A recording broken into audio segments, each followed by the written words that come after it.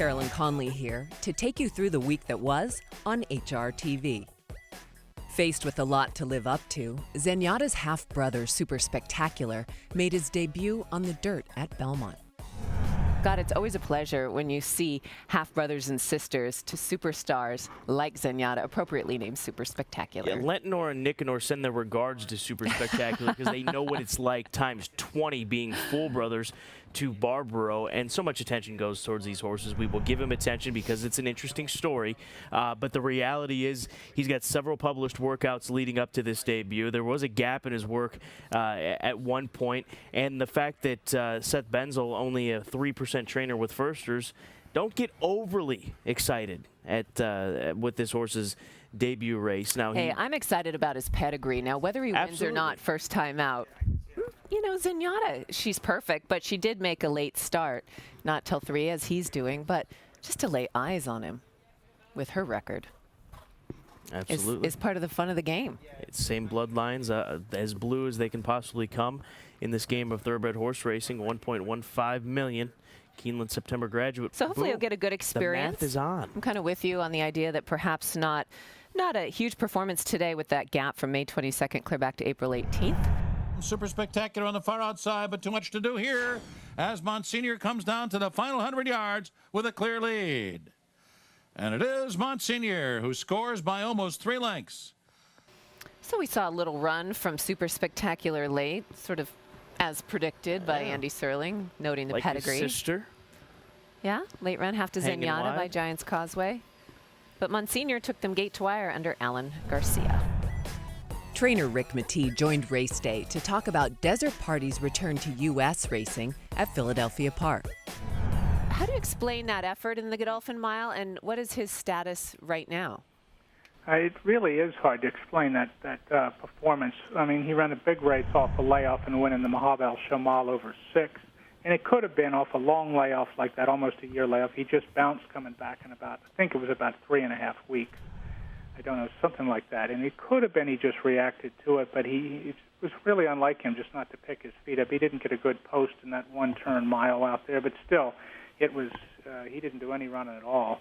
He came out of the race fine, and he's trained really well at Belmont. Rick, this horse has spent, looks like a lot of his time in Dubai. He started off his 2-year-old campaign at Arlington, then went over to Saratoga, picked up a grade 2, then was shipped off to Dubai following his 6th in the Hopeful. This is going back to 2008. Now he's back in the States here in 2010. How much time have you had really to spend around Desert Party as an assistant to Godolphin?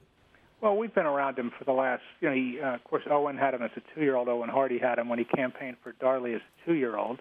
So, we've had him for the last couple of winters. He didn't, after the Derby last year, he had a fetlock surgery. We took a chip out of one of his ankles. So he was gone from the barn from May until they went into quarantine in the winter. But, the staff's been around him for a couple of years. So, we got a pretty good line on him. And as I said, this looks like a pretty good comeback spot. Desert Party now ready to take a shot on the outside. Here comes Desert Party now with a strong surge past the 8 pole, and Desert Party runs by, takes command, and quickly draws clear. Uncle Gidge second, no rally from Briley Tucker, but Desert Party just under a confident hand ride as they come down to the finish. Very impressive. Desert Party wins the Levine by 3. Richard Mandela talked about how splendid stallion life is for Pleasantly Perfect.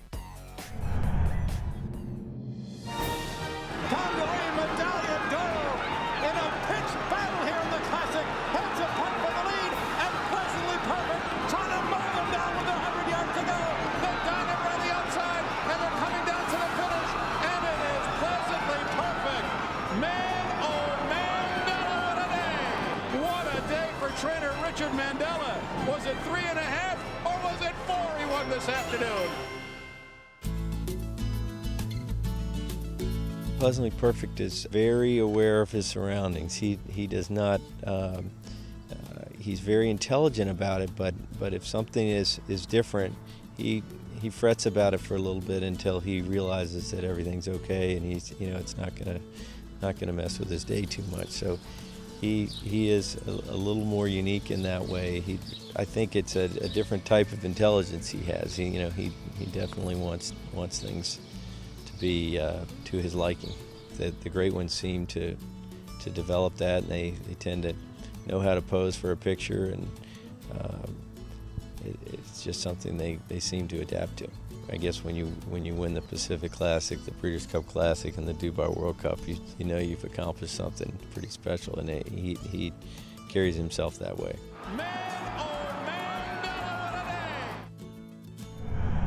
Pleasantly perfect. He's very young in his stallion career. What's been your assessment so far of what he's been able to do? I've been very happy with the horses we've had by him. They've come around quick enough for a horse that you expected to get better as they go with time. But I think he's done very well, and he's just on that edge of hitting it good or just being a nice stallion. And I'm hoping he breaks over. He was one of my favorites and a great horse. Retired sound, didn't have a pimple on him. Was held up with the heart virus that affected his heart and inflamed it, and you've all heard about that. But you think of him as a long-running, long-winded horse that didn't have any speed. But if anybody looks at the form of the Breeders' Cup when he won it, 5 days before the race he went 57 and 3 or 4 with Crystal Brown just sitting still on him. So it wasn't that he wasn't quick enough. He ran well, taking back and finishing. Coming up, Prairie Meadows heats up the night with a great card for the Iowa Derby. And it is all Concord Point cruising in to win the Iowa Derby. He's such a nice horse. He's a professional. Joining us now by phone to lean on his handicapping, Gordon Jones. How are you this afternoon? I'm right in the middle of the beautiful hamlet surrounded by green hills up here known as Pleasanton. Dead heat with Saratoga as literally the oldest track in America, but you'd never know it. It's a beautiful county fair setting. Been walking by me right now, the racing secretary all over the fairs in years past, Greg Brandt. You see everybody at the fairs. Greg, I'm on with HRTV. I finally made the big time. The Kentucky Horse Park's Cindy Ruhlman wants to bring the world together through horses. A Gift from the Desert is a world-exclusive exhibition of 400 pieces of art and artifacts, all related to the Arabian horse. It's sponsored by the Saudi Arabian Equestrian Federation, and this is an international blockbuster exhibition that really anyone who has passion for horses would enjoy seeing this. In the release from the Kentucky Horse Park, it says, in a world where differences between cultures are often the cause of fear and scorn, this exhibit and film will be a celebration of a common bond that unites people of a widely divergent backgrounds with a mutual love for the horse. Mm-hmm. Tell us a little more about that. Well, that is so true, and we really saw that up close and personal when we had the grand opening for this exhibition. We had a number of members of the Saudi royal family in attendance here at the park, and it was so interesting hearing them talk about their love of horses and knowing that was something that we all had in common. People who love horses have something in their hearts that is, that love is so innate that it really does cut across all of these boundaries and these things that separate us, and we're able to just get right past those things and really connect at the heart, looking at these gorgeous creatures who have meant so much to civilization. They've contributed so much to mankind, and they continue to do so. We hope you Altooned into HRTV for a great night of racing at Prairie Meadows Iowa Derby night. Harissa now on the grandstand side and switching to the outside is seeking the title, but it is Harissa in the center. All Due Respect drops back a bit, and Quiet Temper is next and fourth. It's seeking the title there to the outside of Harissa, and these two come to the wire together. Seeking the title, Harissa, seeking the title, goes on to score the Iowa Oaks. Tell us about that move. It was pretty good. It was kind of bad move on my part, but Dallas's trainers overcome it, so it ended up being good, but I completely didn't ride a good race. Well, you know what? You found the winner's circle. You also found a nice prize at $17.40, so congratulations. Again, take us through the entire trip. Well, you know, I talked to Dallas about the filling and the assistant told me, you know, maybe get her in the game a little closer than she's been. And I rode here last night, was a big plus. Track's pretty fast right now, and they're carrying. So that was a big key to him. 3/16 from the finish. It's Concord Point clear. Down the center. This guy has no limit is in second, and Winslow Homer is third. Final furlong coming up, and it's Concord Point on top. This guy has no limit, and a late charging down with Dixie, but they're in deep stretch, and it is all Concord Point and Martin Carzia cruising in to win the Iowa Derby. Were you confident that this horse could stretch out, go 2 turns, and get the job done? Yeah, I've been riding that horse, and then he was looking like he needed the distance, and then today they give him a chance to go distance, and then he's such a nice horse. He just put his position to win, and then I know in the backside, since I broke, I know that I have that race because he's a nice horse. Well, I remember talking to you last night, and we were talking about your mounts today, and you made sure that you mentioned Concord Point, so you must have known what you had tonight. Yeah, well, I've been working the same thing, and then he's such a nice horse. He's a professional. Racing Brand is still there, along with, toward the extreme outside, Golden Yank. They come down to the final furlong, and it's Shadow Be Dancing is just on top. Racing Brand along the inside is second. Golden Yank and Mythical Power are next. They come down to the final 16th, and Shadow Be Dancing and Eddie Razzo, a junior from Racing Brand. Shadow Be Dancing wins it. Finishing second in this same graded stakes event last year. How are you feeling to find yourself in the winner's circle this year? I feel great. Congratulations. Also, this horse just seems to love the local dirt, never finishing off the board in the 8 starts here at Prairie. Well, yeah, he's run good here all the time. First of all, I want to say how much we appreciate the way the staff and everything here at Prairie Meadows treats us when we come over here. It's wonderful racing. The people of Iowa should be very proud of this place. Owner Maggie Moss was honored this week with a nomination to the Iowa Racing Hall of Fame. Maggie, did this induction into the Iowa Racing Hall of Fame come as a surprise? Just a complete shock, yeah. It was very surprising. And first of all, I thought I was too young, Carolyn. I like that. It was a great honor. This is where I ran my first horse. And, you know, obviously I love having horses here because I can see them. And when I got the call, yeah, it was a great honor. They do things. It's fun to have, you know, a track close to home and the horses you can actually go see and pet and take care of. So, yeah, fun thing. Much needed, you know, much needed in racing today and feeling kind of, you know, it's a tough game right now. So it was a real boost for me in what's become a tough sport. Let's talk about how you're competing at Churchill Downs in terms of the owners' standings. It looks as though you have a couple of wins on Ken Ramsey right now. Maggie, how competitive is it getting going down to the wire? Carolyn, one of the most, it's been a beautiful ride over just a very short 9 or 10 years, but one of the most memorable things I remember was being leading owner at Churchill, I believe in 2007, and just going to Churchill, which is a place I never dreamt I'd even run at, was so memorable. You know, it'll be what it'll be, and if it works out, fine. If it doesn't, I still have to do the right thing by the horses. When we come back, how the cast of Secretariat are fitting into their roles. How many Secretariats were there? One of them was actually the winner of a lookalike contest. His name was Trolley Boy. Well, you know, I'd love to see a little paddock at Disneyland for Trolley Boy when this is all said and done.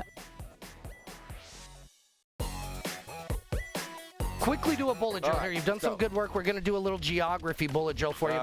Really? We covered a lot of racetracks. We did. Okay, which is the furthest east of all the tracks we covered? Belmont. Okay, we got to cross the Atlantic. It's a little further east than that. Oh, okay, the Curragh. Correct. That's east. What about the furthest west? Which track we covered? Furthest west. They're not racing in Hawaii. No Hawaiian race. Hollywood? Hollywood. All right. Very nice. Okay, that's right. What about north? Furthest north. North. Biofuel shipping from Woodbine, that doesn't count. Okay. Belmont again, right? Belmont. That's higher than yeah, Arlington yeah, Park. let's do south. Furthest south. No Hollywood. Hollywood again. Hollywood again. And it is Devil May Care. Johnny Velasquez steals a peek to see that biofuel could be a threat here. And Connie and Michael's resurgent now third toward the inside. And it's Devil May Care holding firm to that lead. Connie and Michael down inside. On the outside, biofuel. They're coming down to the finish. And Devil May Care did it by a length on the wire. It's good to see that she comes back no worse for wear after coming out of that rugged Kentucky Derby, which there was so much contact. Everybody came back covered in mud. You sometimes worry about how that's going to affect a racehorse mentally, let alone a filly. She is right back to her Bonnie Miss form. Princess Haya in the red cap comes out for the drive, 2.5 off the lead. General Consensus still 4 lengths behind, and Turning Top and Princess Taylor come to the final 16th. Princess Taylor inside, Turning Top outside. Turning Top puts her head in front. Princess Taylor, Restless Soul, 4 in a row. Turning Top, yes! And it's Midas Touch, Preston headed by Cape Blanco, Johnny Martha, Jan Vermeer, Shamey Heffernan making ground the far side, Monterosso 4, it's Cape Blanco on the near side from Midas Touch and Jan Vermeer running up towards the line, it's Cape Blanco, 5 in a row for Ballydoyle. You can really see this gritty ability to stay that Aidan O'Brien pointed out that the Galileos possess. That's exactly what Cape Blanco is showing us. Getting better late, digging in harder late, doing the Kobe Bryant late. And he comes away with a victory. 5 consecutive Irish Derby victories for trainer Aidan O'Brien. It's hard to fathom as their domination just continues. It's just completely unreal. You asked for it, you got it. It's the Mules for the opener at the Alameda County Fair. Here is Frank Miramati. It's Callie McGee II taking control in mid-stretch. Loretta Jones very game and battling on bravely. These two to hit the wire together. Here it is. Photo finish might have gone to Loretta Jones. Ray Thomas finally handed Ruby Thomas a defeat in the opener. But it's Team Thomas. They keep Team it going. Thomas, Thomas double. All right, Won't congratulations. pay much, 8-5 over 3-5, but they're very formful. I'm sure that will go over well. Ruby will look at Ray and said, well, I won the first 3 days. I guess it's okay that you won the next. This is a Smart Strike filly out of a Salt Lake mare, so that's speed and precocity on the bottom. Salty Strike, to me, I agree with everything you said and more. I think she is the one. Salty Strike, I think, will be too salty for these off of the debut. I think Salty Strike comes right back and wins the debutante at Churchill Down. Is she lightning fast? Is she quick? She really is, but you know, she's smart too. I mean, she's really an easy filly to be around, and our goal is later in the season. You know, I'd like to think that we could get her, point her towards races Alcibiades or, hopefully Breeders' Cup Juvenile fillies. But, she's just done everything right. And we really, I don't know if you noticed, I'm not running her on any medication either. And she doesn't really seem to need it. So, let's see. Hopefully she can jump through this next hoop this afternoon. Ultimately, Salty Strike couldn't carry the weight of the HRTV staff's hopes in the Grade 3 debutante. Salty Strike is still there, gamely rallying now to the inside rail, and it's Salty Strike who has reclaimed the lead. In second is Just Louise. Back in third and beginning to close is Tristan Me. They are dueling down inside the final 16th. Salty Strike, Just Louise, Salty Strike, Tristan Me on the outside. Here's the wire, Just Louise in the center. On the inside, Salty Strike. On the outside, Tristan Me. Salty Strike all out on the lead. Just Louise to her outside flank, and Tristan Me closing with giant strides on the outside. These fillies, only their second lifetime start here. They don't know about fighting this out yet. They're not supposed to know about it. You hate to see a loser here. There was a loser. I don't know. I don't like seeing it. I hated riding those kind of, especially fillies that had to lose a battle like that. That lightly raced, they don't know what it's like to get beat. They're not supposed to know. I love both these fillies, classy and quality. Trainer Helen Pitts dreamt of a win on Friday's Downs After Dark race card. Helen Pitts-Blasi joining us live from Churchill. Welcome to the show, Helen. Well, thank you very much. Thanks for having me. Great to have you on. Tonight's Kelly's Landing, and you're well represented in this event this evening. Your thoughts going in with Let's Dream Again? I think we're in a good spot. I think Eddie Keneally's filly's tough in here, and Michelle Niehaus, but, I think this filly, if she runs back to the last race she just ran, I think hopefully she can step up today. Looks like she's drawn well in the 2-hole. Should be able to get a good trip as she did last time. Daughter of El Corridor, but out of a Green Dancer mare. That's where the grass should come from, I would think. I think she's got a heck of a shot. I hope so. Okay, we're in it together then. Inside the final furlong, Let's Dream Again, clinging on to a lead of a length and a half, finish in style in second, G Mong with late dash, Let's Dream Again wins. Secretariat.com's Leonard Lusky gave an update on the cast of Disney's upcoming Secretariat movie. Diane Lane, such a huge name in Hollywood. What are your impressions of her enthusiasm of this part? She is just wonderful. And, you know, she had a real affinity and affection for horses prior to the movie, but not a real strong racing knowledge. Well, she's certainly gotten her fill. Mrs. Chenry and Diane have really become fast friends, and they have, Penny has sort of coached her and said, you know, given her a lot of the inside story. So it's great watching her evolution as a horse fan, and she's just a wonderful woman, a spectacular actress, as everyone knows, but just a sweet woman in general, and everyone surrounded by her has enjoyed her participation. And Diane's co-star, John Malkovich, seems to have fit into this role of Lucian Lauren quite nicely. What was the experience like for him to be involved in a thoroughbred horse racing? Well, you know, movie? we found out John actually was a huge racing enthusiast, and specifically a Secretariat enthusiast. I think he was actually in Chicago for the Arlington Invitational in 1973, and we're going to have a real treat having him in that role. How many Secretariats were there? Well, actually, we were able to be very close to that. There were, I think, a total maybe of 6 that played, but 2 predominant, what we say the stars of the film. And one of them was actually the winner of the Secretariat Festival we have every year here in Paris, Kentucky, of a look-alike contest. And Miss Chenry was the judge to decide, and this winner, his name was Trolley Boy, he was a spitting image of the horse in terms of his markings and his demeanor. He was just really a neat horse. And Disney actually purchased him, and I would say he has more film time than any other horse. Inside Information tells the story of Windstar Farms' Bill Kasner and his search for peace through the rehabilitation of Well Armed.